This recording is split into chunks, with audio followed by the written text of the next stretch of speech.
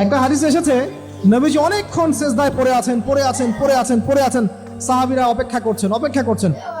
সেজদা থেকে মাথা তুললেন, নবীজি বললেন, সাহাবীদের দিকে তাকিয়ে বললেন যে আমি আল্লাহর কাছে 3টা জিনিস চাইলাম, আল্লাহ পাক 2টো দিয়েছেন, আমাকে একটা দিলেন। কথা বুঝতে পারছেন? কি চাইলেন ইয়া রাসূলুল্লাহ? একটা হচ্ছে আমি দোয়া করেছি আমার উম্মত যেন এই মহাপ্লাবনে ধ্বংস না হয়ে যায়। আল্লাহ পাক বলেছেন ঠিক আছে, ওকে। আরেকটা হচ্ছে আমার উম্মত এর মধ্যে আল্লাহ পাক দুর্ভিক্ষ দিও না, ঠিক আছে? আল্লাহ পাক বলেন ঠিক আছে, এই উম্মতকে দুর্ভিক্ষ দিয়ে মেরে ফেলবো না। তৃতীয়টা আমি দোয়া করলাম, আল্লাহ আমার উম্মত যেন আপোষে মারামারি করে না মরে। কথা বুঝতে পারছেন? আল্লাহ পাক এটা কবুল করেন নাই।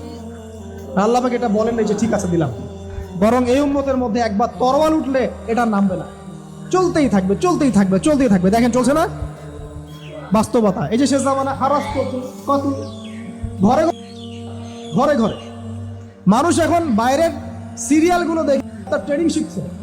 অমুক সিরিয়াল দেখে শিখেছে, অমুক এই কি সিআইডি দেখে শিখেছে, হ্যাঁ ক্রাইম পেট্রোল দেখে শিখছে না? প্রশাসনকে জিজ্ঞাসা করেন যে কেস কর।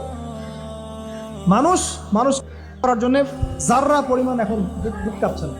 অথচ আল্লাহ পাক কোরআনে বলেছেন যে নিরপরাধ একটা মানুষকে মানে পুরো মানব জাতিকে হত্যা করা, আর একটা মানুষের জীবন বাঁচানো মানে পুরো মানব জাতির জীবন বাঁচানো।